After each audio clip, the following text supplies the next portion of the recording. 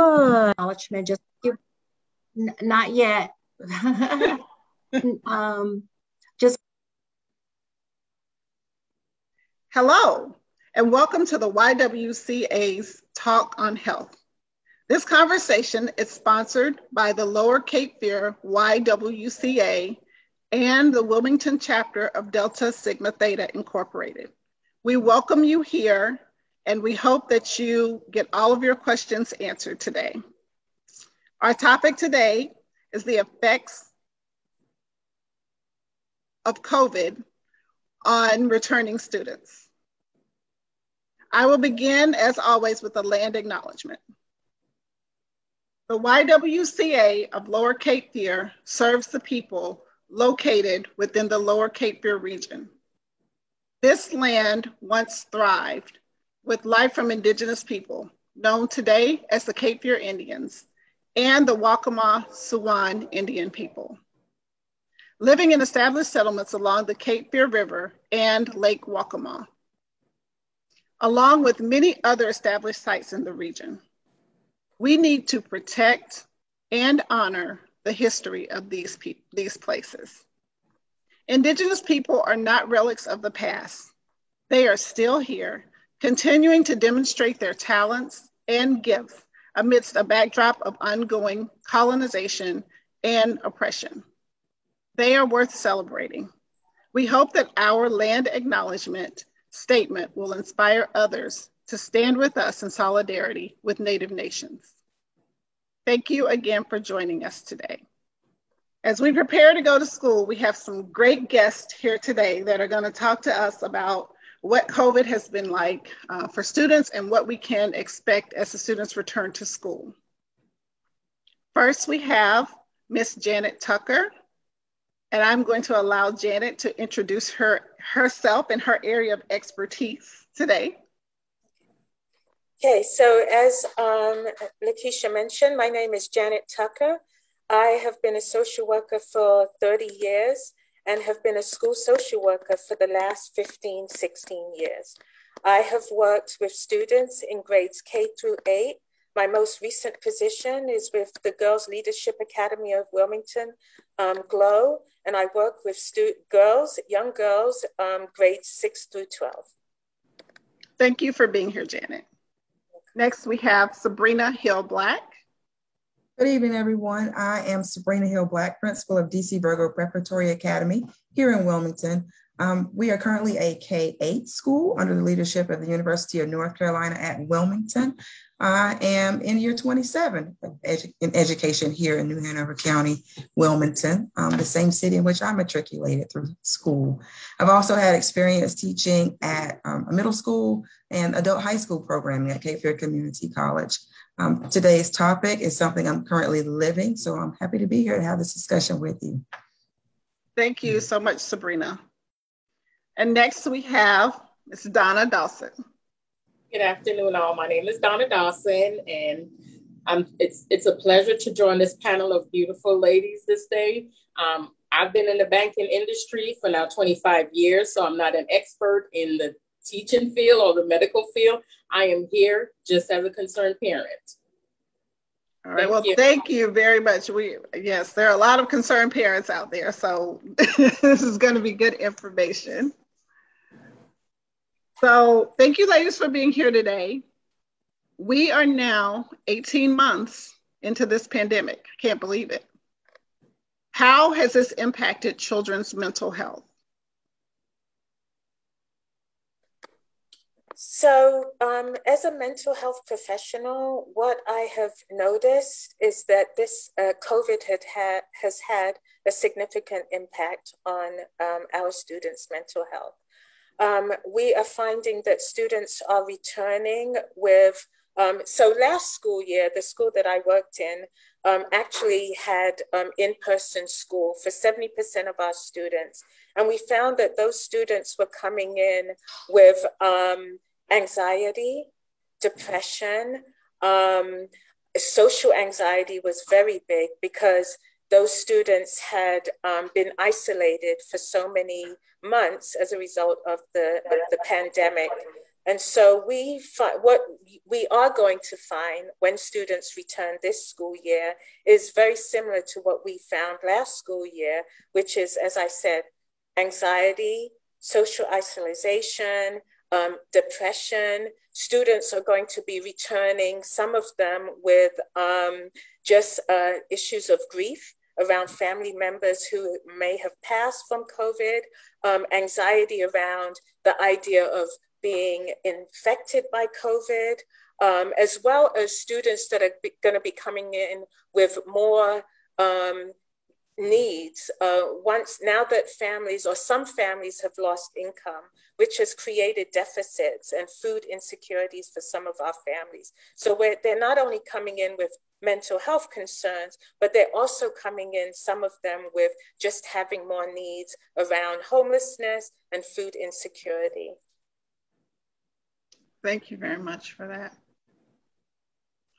Does anyone have anything to add? Sabrina, you have anything? Yes, I'm going to say I can attest and agree to many of the items Ms. Janet has just referred to.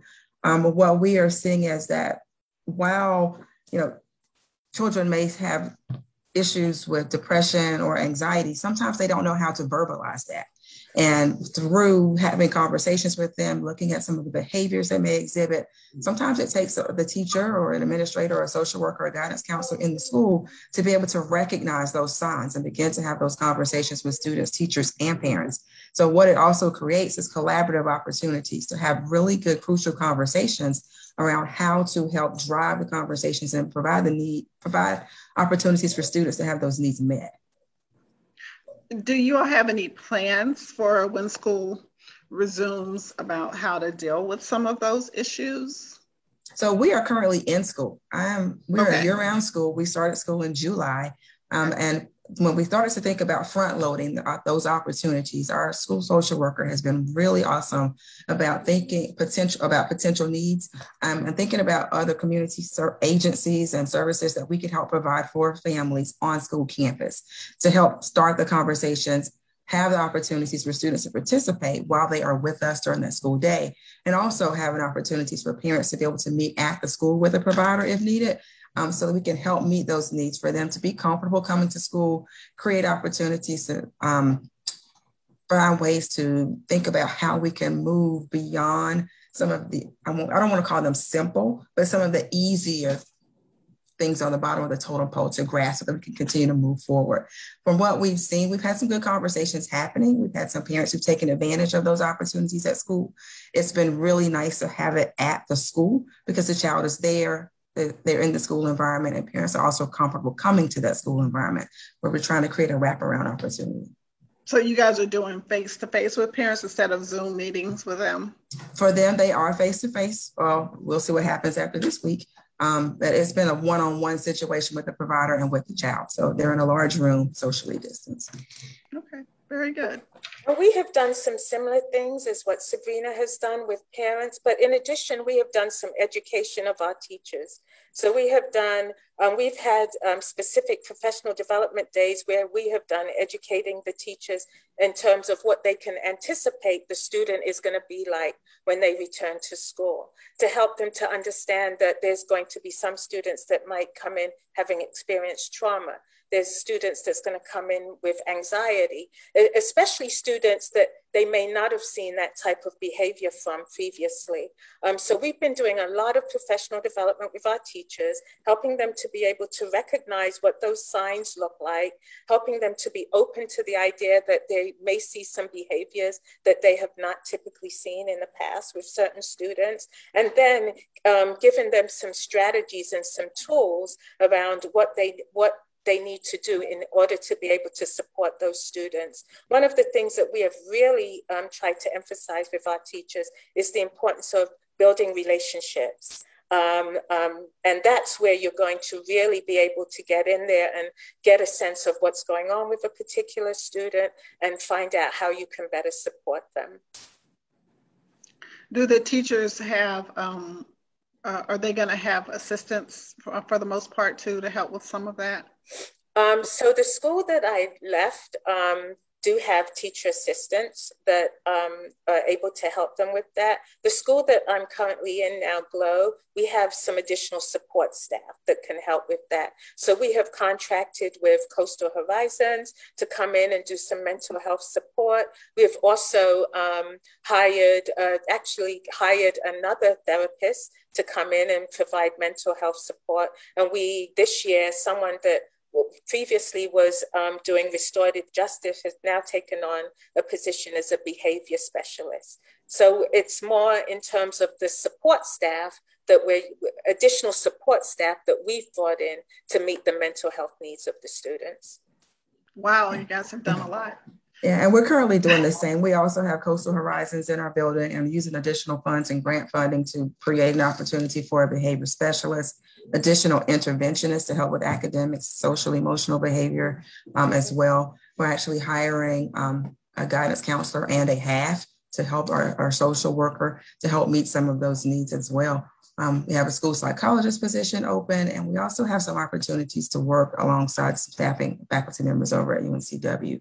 So as Janet alluded, it's meeting the needs, having teachers create toolboxes, knowing what signs may be there, and also providing grace for our students, their families.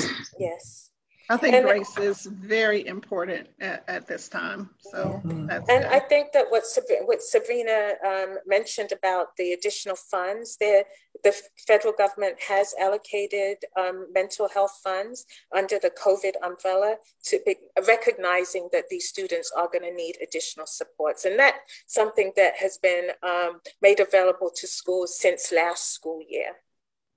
Well, I hope that all the schools know about that and that they're utilizing that, because it sounds like a wonderful program and a very needed program.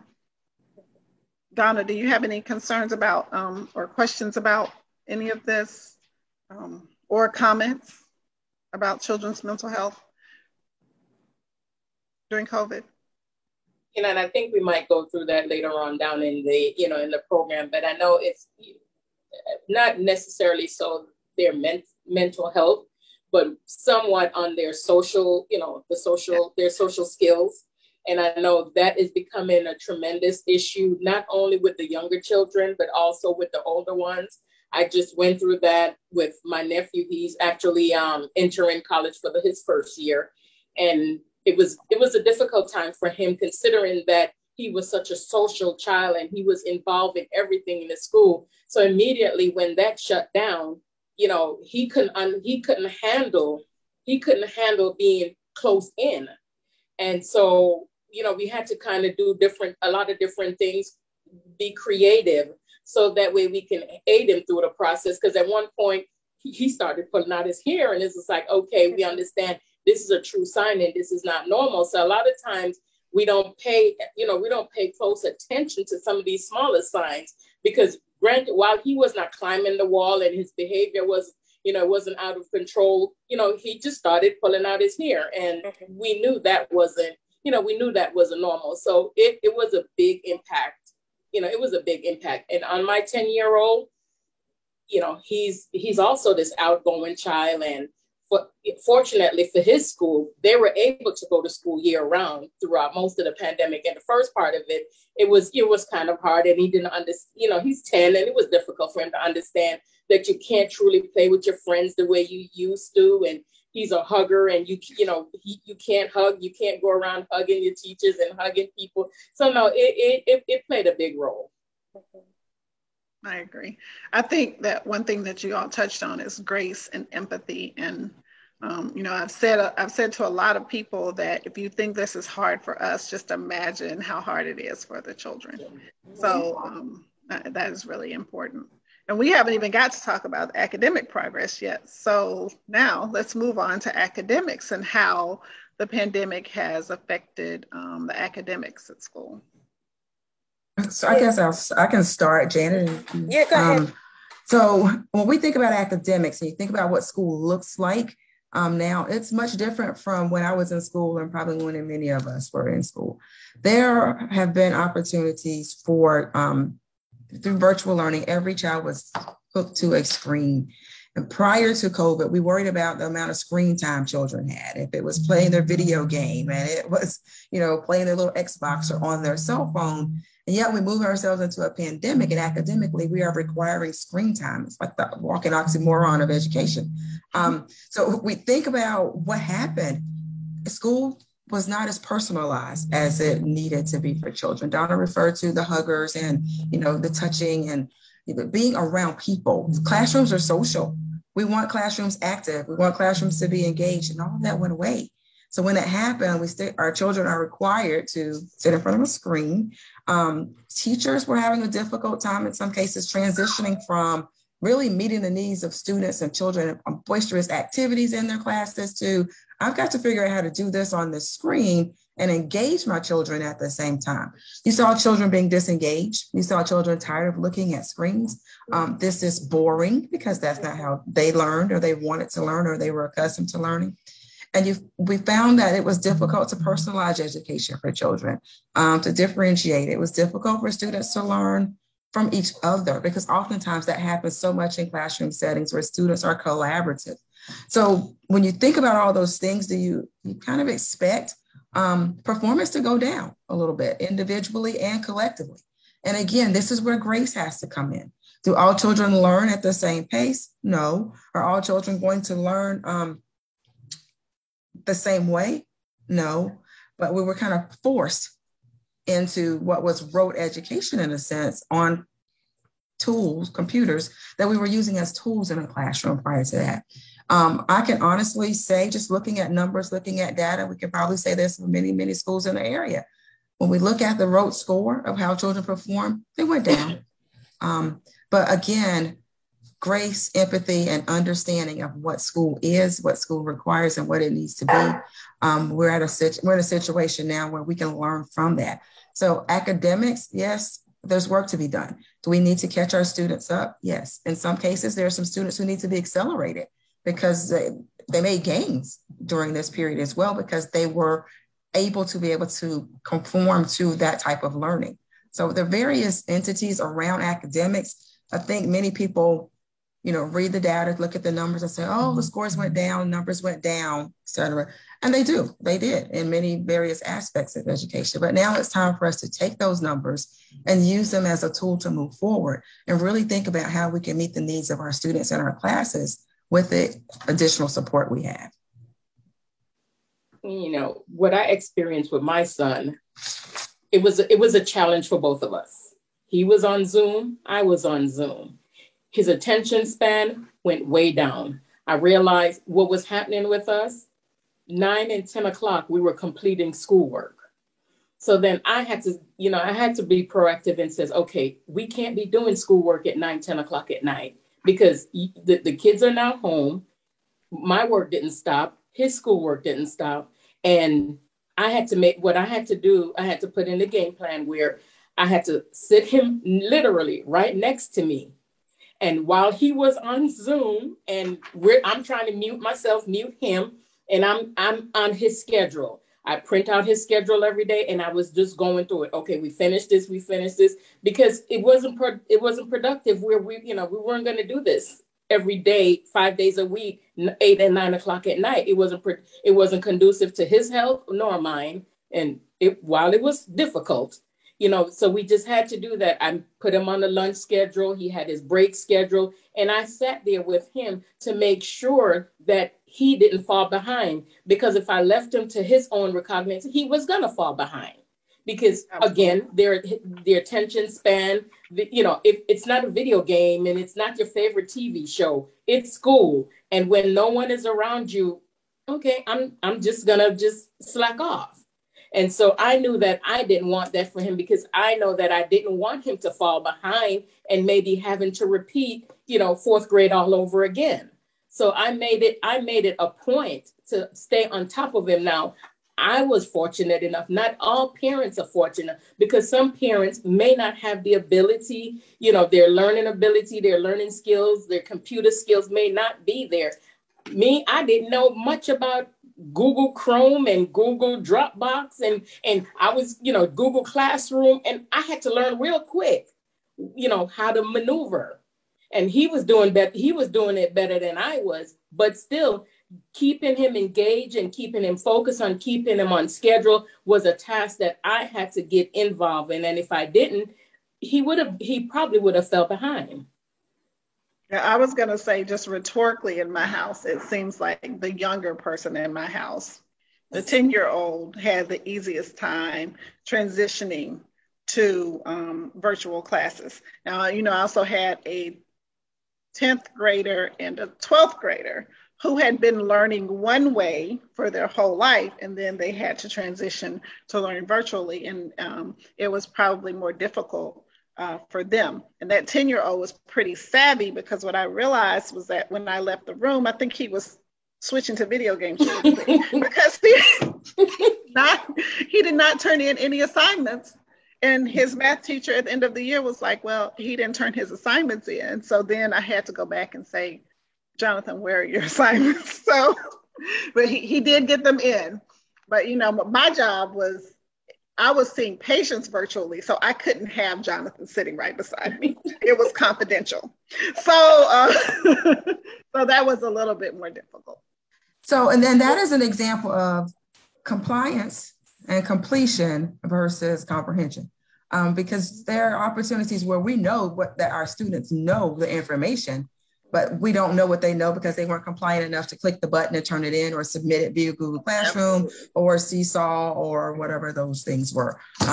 And we have students, when they came back to us at the last school year, as school began to open back up, who admitted, I do so much better when I'm in school. I do my work when I'm in school. I don't have the distractions when I'm in school, and I'm here, I can do it. Because children had not their mindset hadn't transitioned to school is now at home instead of in that brick and mortar that I'm accustomed to going to, where I know I'm supposed to get these things done. And yes, we also had some who admitted that they weren't paying me any attention when I was jumping in their Zoom class because they were playing a video game, with the screen turned off.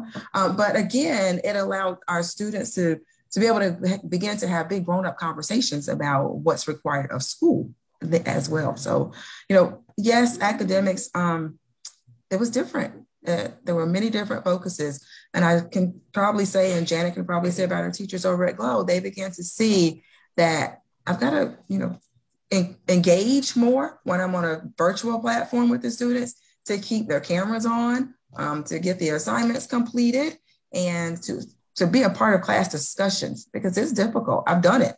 I've jumped in classrooms. I was substitute teaching sometimes during virtual learning. So I saw what the teachers were feeling. And again, our students will tell you that there's so much, school is social for them. School is where they want the learning to happen. And that's where it should happen.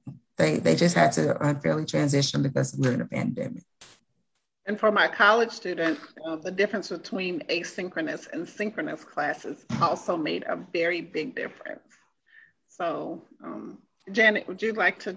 Yeah, I wanted to add that, so the school that I was working in, we offered in-person school for a lot of our families, and 70% of our families chose to do in-person last school year, and 30% chose to do virtual. And we noticed that there was a decline in both groups. The in-person, the students that were in-person, as well as the students that were virtual. There was a bigger decline in academics in the virtual students because we ran into issues with attendance. We ran into issues where in one of our counties, Columbus County, it was a rural community and they did not have access to Wi-Fi. So all of those things really compounded and made it difficult for students to be successful.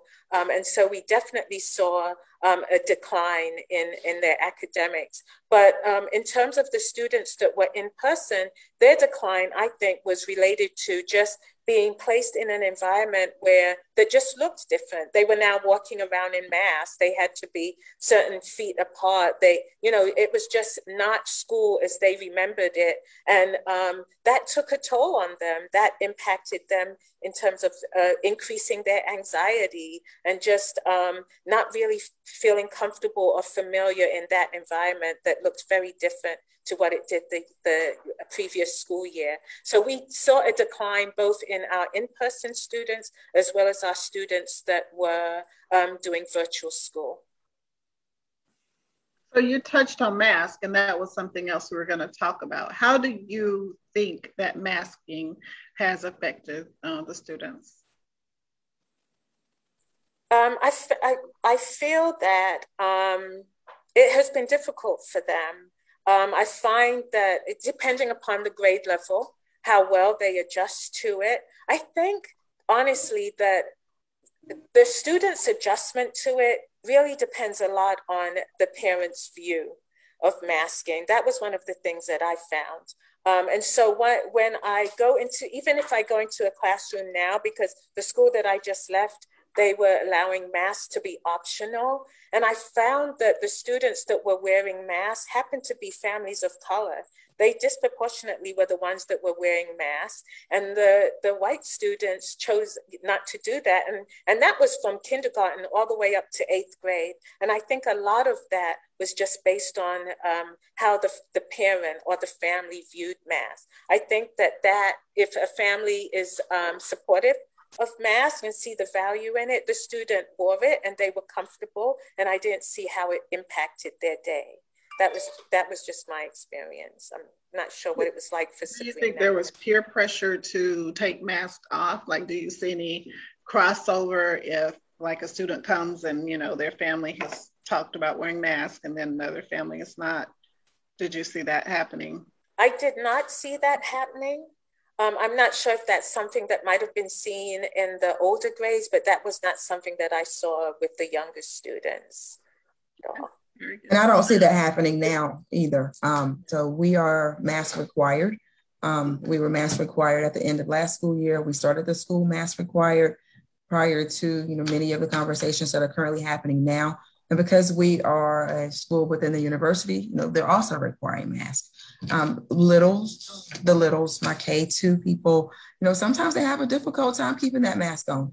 And so we have hand signals, and we just, you know, and they know, they go ahead and pull it up, or I see your nose, it's cute. And that's their signal to pull their mask over their nose.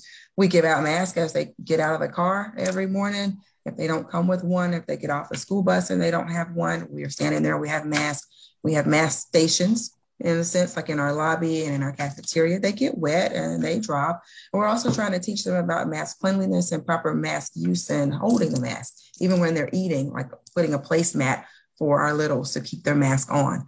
So I think because it's been an expectation, even when we started school open house and that conversation was just clear, everyone knows they have a mask. And even my older students, oh, I don't have a mask. And now they're picky about what kind of mask and what color mask they want to put on. But they know it's an expectation. Outside, when they have their recess time, they do have some opportunity to have a mask break if they're socially distanced. But you see many of them with their mask on, even during recess time.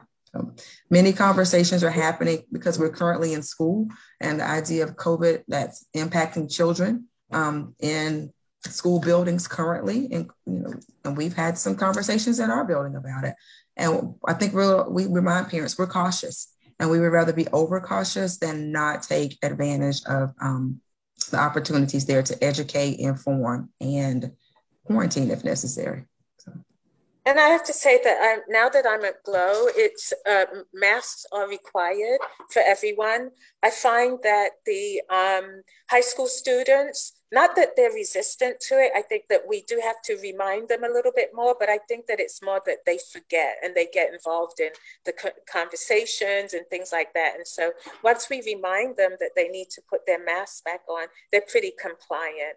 I have not seen, I think that parents, like I said before, have more of an issue with the mask than students. That's what my experience has been with it.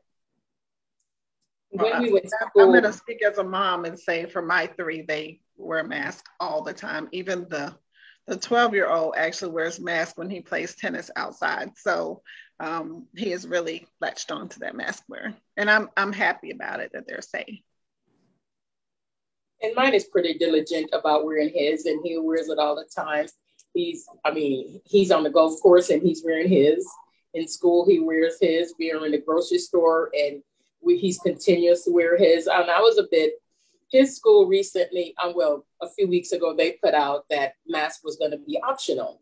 But I'm sure with all the new mandate now, then, that I'm waiting for a second communication that will change that. But I've already explained to him that while they may say mask is optional, for you, it's not a choice. And, you have to continue wearing it. I'm not sure why, they made that decision that it was optional, but I, here in my house, and when he leaves here and he's in school, he will have to wear his continuously. So the next question is about how you think the summer has helped the teachers and the students to transition. And I'm going to add, and now are you having to scramble because of the changes with the Delta variant? So summer, I think personally, honestly, and from what I've seen, speaking to parents and teachers, everyone needed a summer to relax, relate. Because think about last school year, children started the school year virtually. We transitioned them back into Plan B and then Plan A, Plan B, Plan C, and it could have varied depending on what was happening in your respective county. That caused stress and anxiety for many students and their families. When you talk about childcare, where children were going, where parents were going to work, and they were still required to do their work. Last year was very stressful for many people. I think the summer provided an opportunity for everyone to just gain a sense of relaxation, teachers as well. And many chose to teach summer school because summer school was required for many counties to provide. It was up to parents to determine if they were sending their children to summer school, which gave them an opportunity to do some catch up and take a look at needs prior to coming into the school year. But again, in those situations, they were masked and they were still required to do social distancing. As we transition back into the school year, from our perspective, people were ready. We were ready. We had a break. It's an opportunity to reset. And the building looks like it looked at the end of the school year because we still have our social distancing markings on the ground, on the floor, in the hallways, our hand sanitizing stations. Desks are still apart. Our little people, the first time they got to eat in the school cafeteria, for some of them have been in school 2 years. It's their first year been in the cafeteria because of CDC guidance. So I think summer was a reset. Everyone needed that opportunity to break. We just talked about this today at school. We had an opportunity to break. Everyone's excited about school. School is starting, like, yay. And now it looks like we're going right back to where we once were because of the variant, which will continue to cause more anxiety, or that anxiety that we've been working on to begin to increase a little more. I agree with everything Sabrina said. I think that it was a chance for teachers to become renewed. I think that teachers were heading into the school year feeling very hopeful. I heard a lot of teachers saying, well, if we survived last year, this year is going to be a great year. But I think that now with this new variant creeping up, I hear and see a little bit more anxiety on the parts of teachers. I think that there's a fear that we're going to end up with another shutdown. And I think that that's causing some concern. I also feel that I have two daughters that are in college. Both of them, it's a set of twins and they're entering their senior year. And I'm starting to hear and see some anxiety in both of them because they're really concerned about college campuses closing down, and especially being seniors, them not getting an opportunity to experience what it's like to get the college experience as a senior. So I think that in every level of education, with this new variant on the onset, I think that we're seeing some anxiety coming. But I think that at the same time that the teachers are feeling anxious about it, I think that there's somewhere within them, at least I hope there is, knowing that they can get through this because this is not going to be something that's foreign to them. This is something that they've experienced and that they were able to navigate successfully. And I'd just like to add, as that anxiety begins to increase in adults, any adults, that we have to really stop and think about the impact of that anxiety on our children, because they sense it, they know it, they hear it, and they live it. And that will again begin to increase that anxiety in our students. things that we're working so hard to reverse for them so they can have some successful academic careers. Do you guys really feel that we're probably the schools are probably gonna shut down again?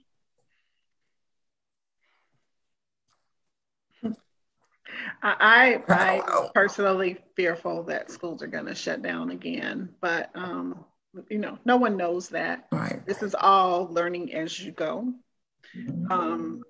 I felt like over the summer, like you guys, it was a chance to reset and refresh, and everyone was hopeful and taking their mask off, and I think that made it a little bit more difficult for people to go back.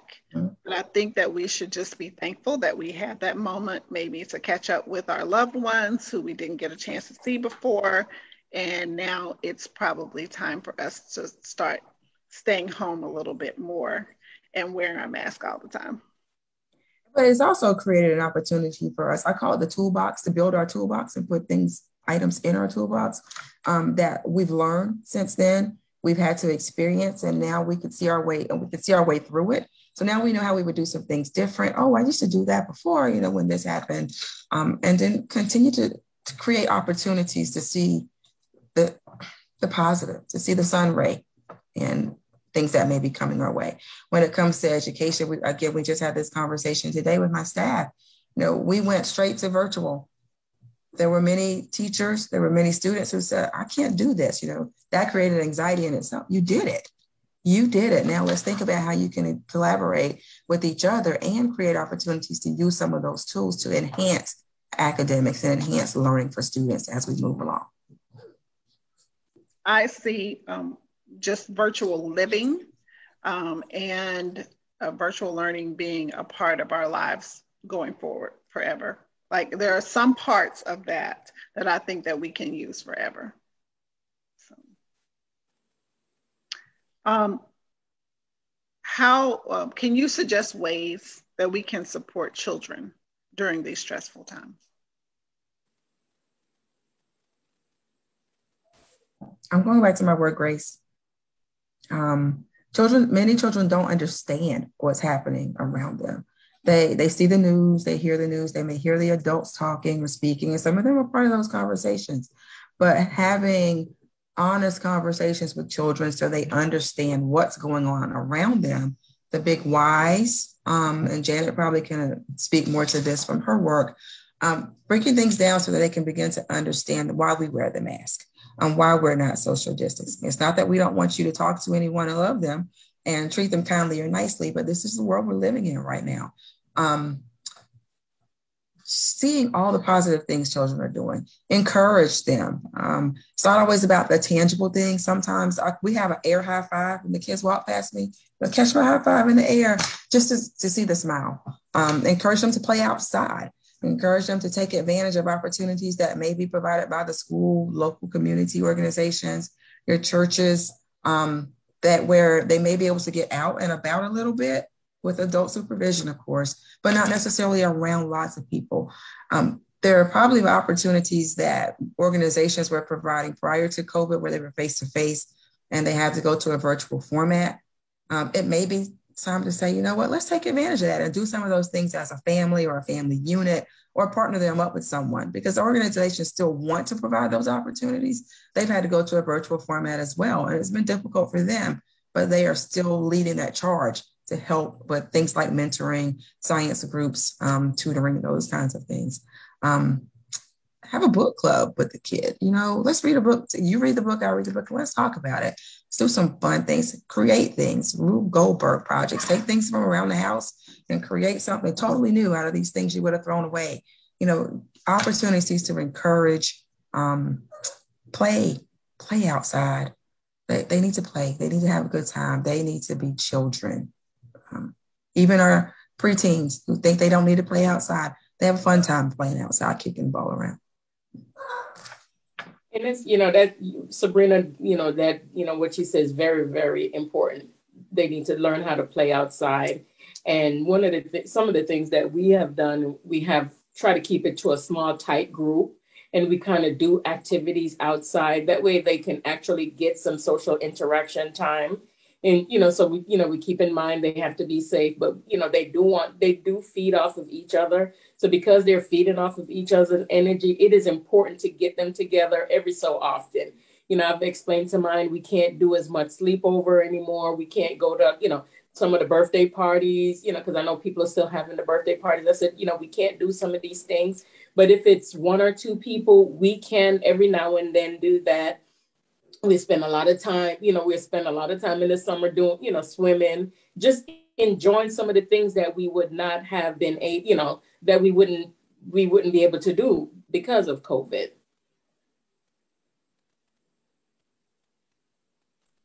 I go back to what I said initially, which is about relationships. I think the foundation of what helps students to be successful is the relationship between the teacher and the student. And so I think that for schools, and especially for teachers, it's looking for opportunities to build relationships with their students, but not only with the student, but with the family as a whole. And so as a school system, looking at what are some of it, kind of in lines with what Sabrina is saying, looking at where might be the opportunities to support the family. How can you get the family into the school, having activities that really embrace and support the family, because school for a lot of children is what's identified as a safe place for them. So bringing the family into the school setting, having activities, having family nights, having parent universities where you're educating the parents about just some of the things that the school is doing to support their child, as well as to keep their child safe. I think that parents need to know that when they're at work or when they go home and they leave their child at school, that they're leaving them in a safe place. So having parent university, just having different activities. I know that the school where I am now, GLOW, we have advisory every day for an hour. That's an opportunity for us to build relationship with students, to create a platform for them to be able to talk about something outside of their academics, so that they can see school as an environment that is supporting all of them, not just wanting to know how well they're doing successfully, but also knowing what's going on in your life. What are some of the things that causes fear for you? What's going on with your family? So I think that those are really some of the things that the school needs to do. Just do some things differently than what they've done before, and just creating opportunities, creating a platform where people can talk about just that, and students and families can talk about some of the things that they're struggling with and get connected. So we know that school is an environment that is for academics. It's not a mental health facility, but one of the things that I've committed to this year is really building some strong relationships with community-based organizations, so that when I am able to learn about or identify what the needs are of the family, that I'm able to connect them with organizations that can really support them in a way that the school can't support them. Because I think that meeting the mental health need of the student really requires that we meet the mental health need of the family, because the student leaves us and then goes back into the family and experiences all the trauma and deal with the crises and all of those things that the family has. And then they come back to school and we're trying to undo those things. So really looking at supporting the family as a whole. So I want to talk a little bit about different learners, because it seems like children with attention deficit disorder have had a particularly difficult time with virtual learning and the COVID crisis. And I also have a question about a particular person that I was talking to whose child is having trouble adjusting to kindergarten, and is having a few discipline issues, but it's because of the anxiety and adjustment. But she can't go into the school because they're not allowing parents in there. So, what do you do in that situation? What do you recommend that parents do in that situation? Just as Janet alluded, it requires a relationship. So the relationship building has to begin between parent and teacher, and there has to be trust. So we know kindergarten. Think about kindergartners, guys. They're 5 years old. When COVID started, they were probably 3 or 3.5. If they were in a 3-year-old preschool program, that preschool program ended. And they may have moved out of their school to a virtual platform that was very difficult for a 3.5 to 4-year-old. Their 4-year-old program probably started virtually, which is also difficult. And when you think about the needs of a kindergartner socially and academically, these are the babies that we really need to make sure that we're really focusing on for the next 3 to 4 years, just because of how their school setting started. We don't know the dynamics of all families. If they were able to get them in a preschool that was certified by the state, if it was a more at 4 program, if it was a preschool program that had a true strong academic setting, whereas that 4-year-old, 3.5, 4-year-old, almost 5-year-old at home with parent while trying to work from home and did not have time to focus. So there are many things that we have to think about when we think about kindergartners and some of our first graders. It's that social setting. We transitioned our kindergartners into small settings. So they came maybe 5 or 6 one day, and the other 5 or 6 one day before they came into the large group, so that they can become acclimated to school just a little bit. Let's have a little fun before the true academics started, that socialization. And then when they all came together, it was more about bonding. Let's team build, let's bond. And I think any kindergarten teacher out there will know that this is what kindergarten is in the very beginning. And now it's been compounded by the impact of COVID, that anxiety. There are some kindergartners and first graders who were with mommy and daddy or grandma at home for the past 1.5 years. So that bonding is going to take a little longer with the school and that release. Because we aren't allowing parents into the school, there may be opportunities to do something a little different. Maybe, there's an opportunity to say, hey, can you come after school or before school when other children aren't around to help that child and parent and teacher establish that relationship so a parent can see the space that they're working in every day, get a visual picture, maybe take a picture of the classroom with no kids there and have a conversation about it outside of school when they get home. I have a situation where, I had a mom who was very anxious about her kindergartner coming to school. She said, this is my baby. I'm releasing my baby. And you could tell the anxiety was there. I said, come on, let me just let you see the space where she's going to be, so that you will be comfortable and also know that her sibling is just right across the hall. So, and creating that relationship. So teacher, mom now have a relationship. We have systems in school like Classroom Dojo that they can communicate with each other, group me's in our older classrooms. So a constant communication. Sometimes that communication may have to happen because the baby's just not feeling good that day. I want to talk to my mommy or I'm tired.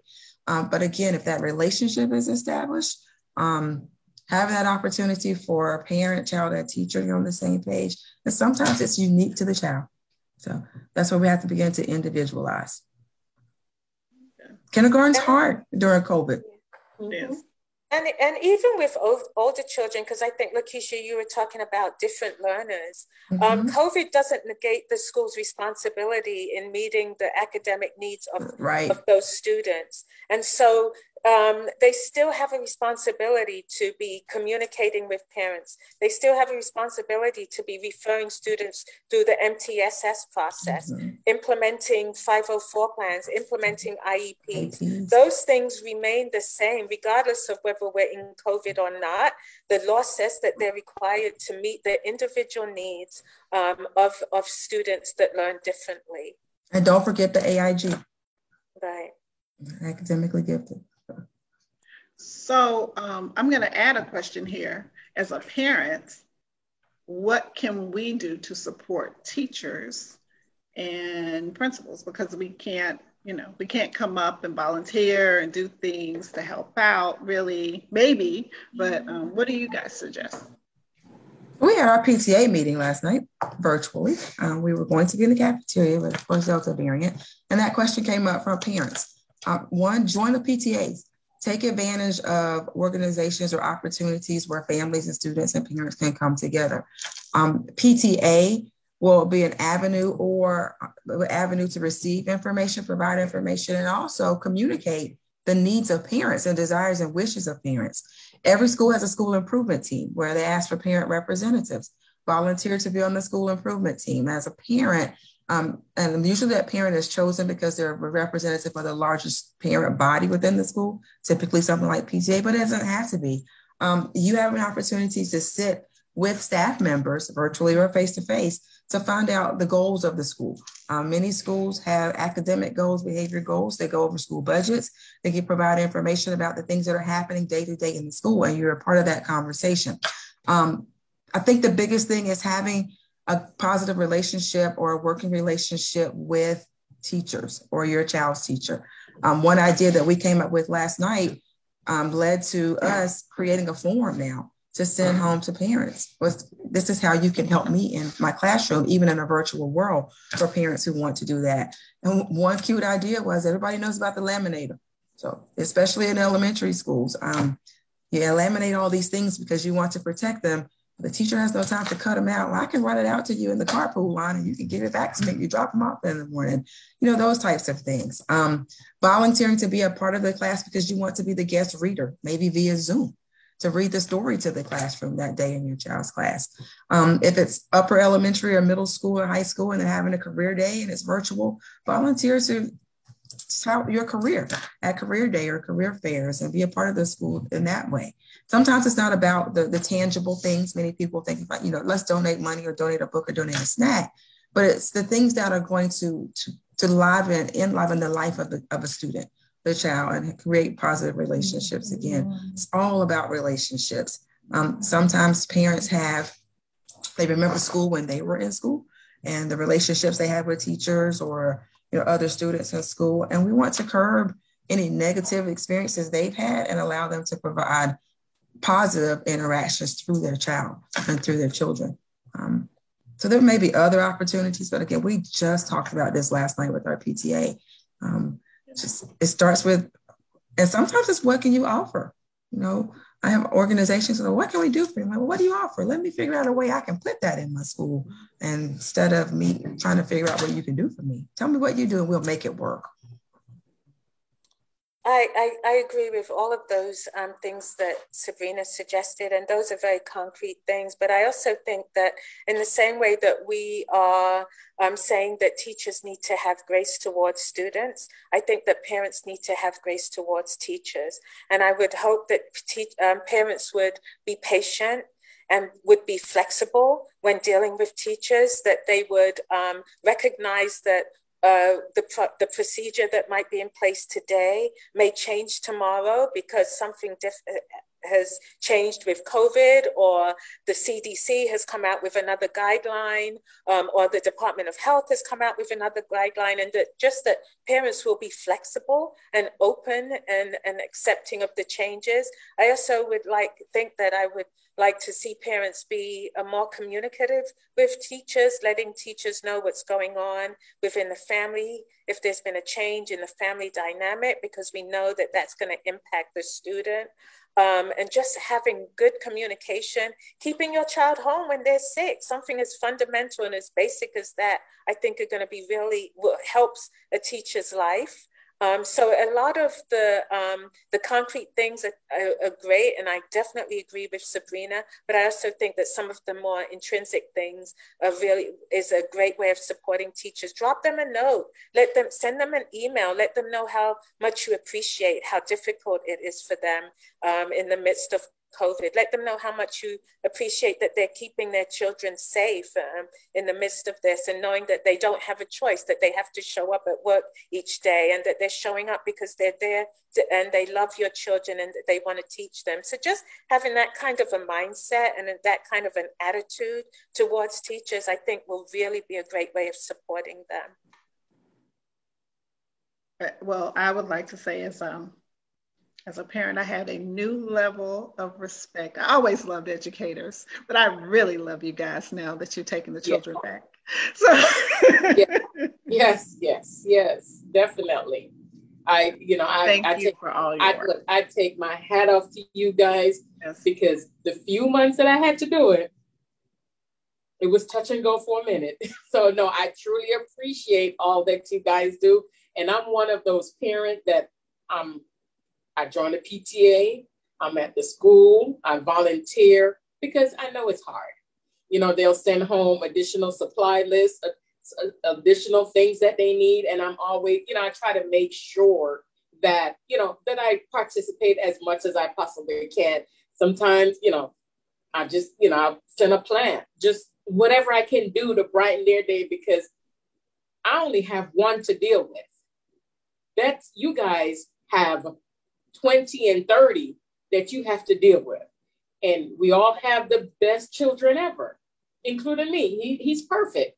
But when you get them in the setting of 30, mine are perfect.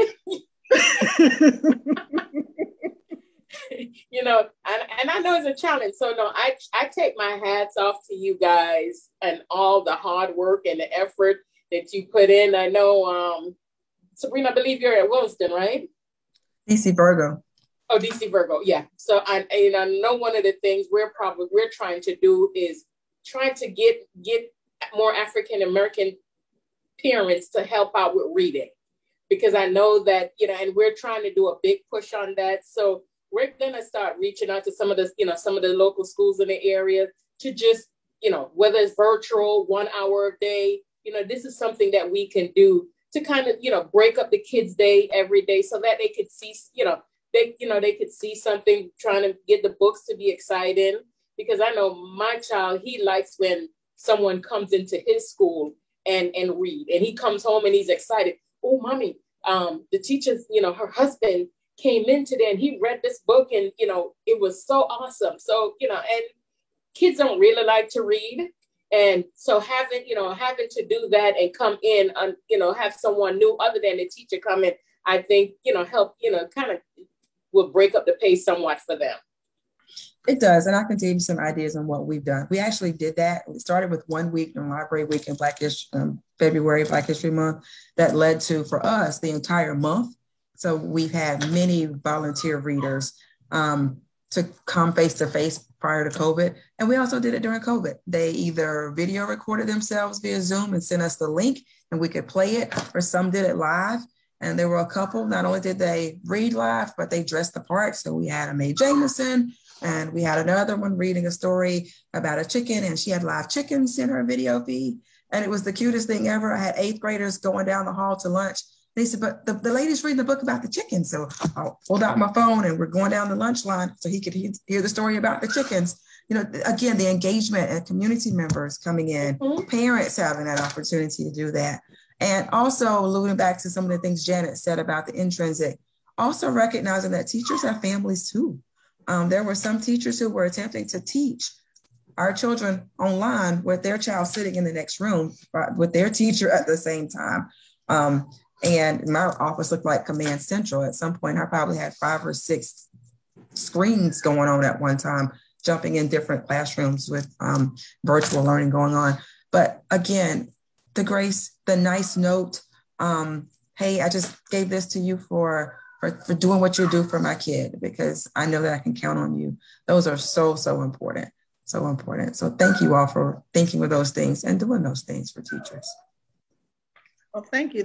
I have read at a couple of schools before COVID, face-to-face. So I didn't know that it was still going on during COVID. So now I'll know in February where to look.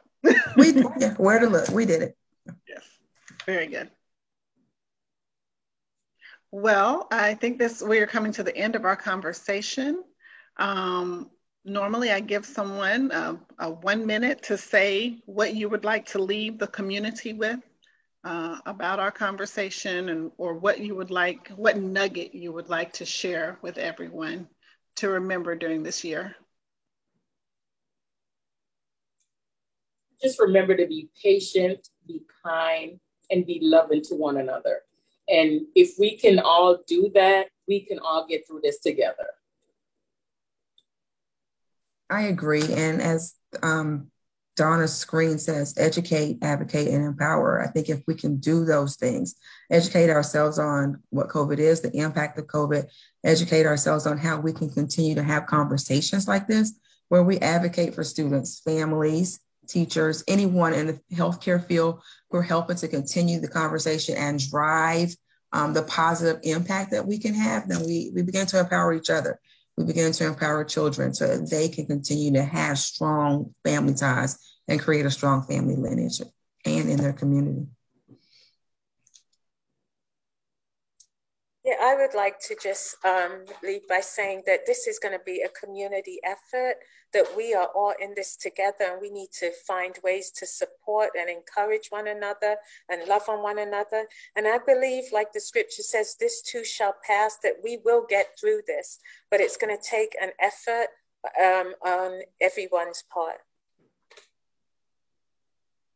Thank you. And what I am going to take from this conversation is that I need to remember to show grace to my children and to educators. And we all need to remember to do that. Thank you all so much for joining me today. I really enjoyed the conversation with you. You were a great panelist. Thank you. Thank you.